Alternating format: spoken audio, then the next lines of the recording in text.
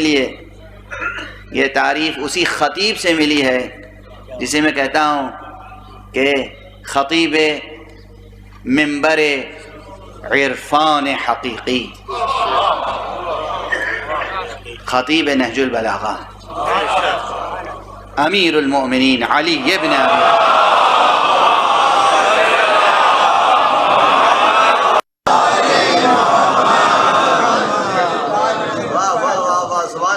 امیر المؤمنین، امیر الکلام،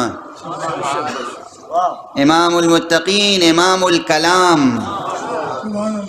ان سے ہمیں یہ تعریف ملی عدل کی، اور انہی سے ہمیں عقل کی تعریف بھی ملی۔ کسی نے پوچھا یا امیر المؤمنین عاقل کسے کہتے ہیں؟ عاقل کسے کہتے ہیں؟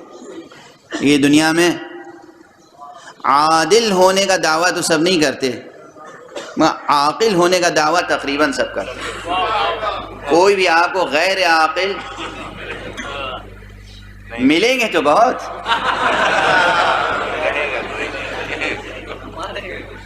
لیکن وہ یہ تسلیم نہیں کرے گا کہ وہ غیر عاقل ہے۔ ہر شخص اپنے کو، ہر فرد اپنے کو عاقل سمجھتا ہے، ہر فرد سمجھتا ہے کہ بس عاقل اس پر تمام ہے، اس کے علاوہ دنیا میں کوئی شخص عاقل ہے ہی نہیں۔ یہیں سے نزاع شروع ہوتی ہے، ساری بے انصافی یہیں سے شروع ہوتی ہے۔ خیر، یہ بات کا موضوع ہے۔ امیر المومنین علیہ الصلاۃ والسلام سے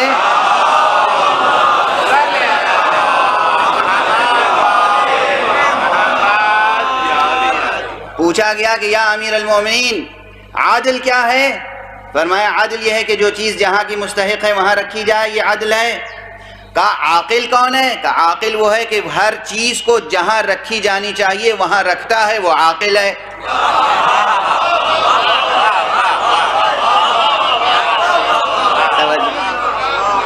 عاقل کون ہے؟ عاقل وہ ہے کہ جو چیز جہاں کی ہے وہیں رکھے، وہ ہے عاقل۔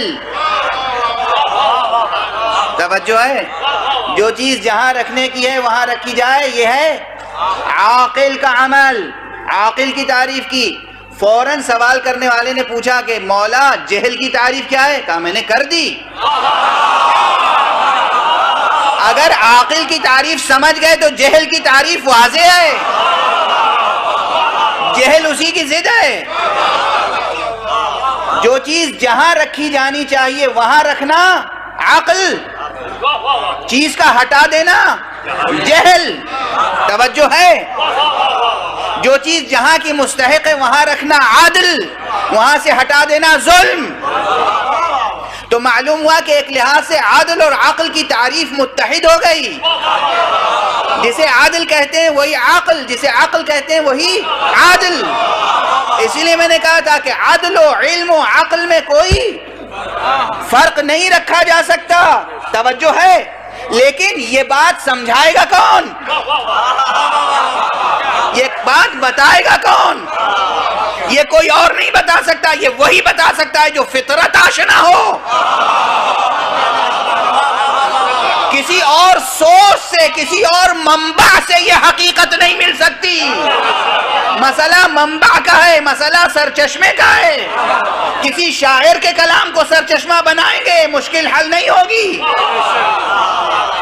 کسی خطیب کے کلام کو آپ سرچشمہ قرار دیں گے، مسئلہ حل نہیں ہوگا۔ جاہل عوام الناس کی باتوں کو آپ سرچشمہ قرار دیں گے، مسئلہ حل نہیں ہوگا۔